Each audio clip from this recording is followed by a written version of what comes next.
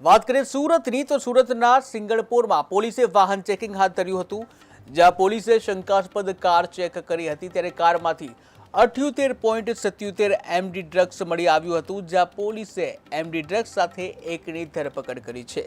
ડ્રગ્સની બજાર કિંમત 7 લાખથી વધુ છે, ત્યારે પોલીસે વધુ કાર્યવાહી હાથ ધરી।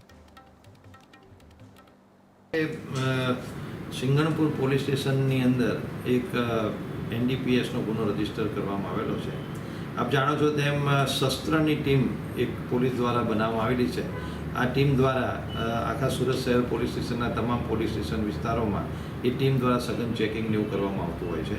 બસ આ રીતે જ્યારે સિંગણપુર પોલીસની ટીમ જ્યારે વેડ વરિયાવ બ્રિજના છેડે ચેકિંગમાં હતી એ દરમિયાન એક શંકાસ્પદ ગાડી મળી આવેલ હતી, જેની અંદરથી કુલ 78.77 ગ્રામ એમડી ડ્રગ્સ મળી આવેલ હતું, જેની બજાર કિંમત 7,87,700 રૂપિયા થાય છે। ગઈકાલે સિંગણપુર પોલીસ સ્ટેશનની અંદર એક એનડીપીએસનો ગુનો રજીસ્ટર કરવામાં આવેલો છે।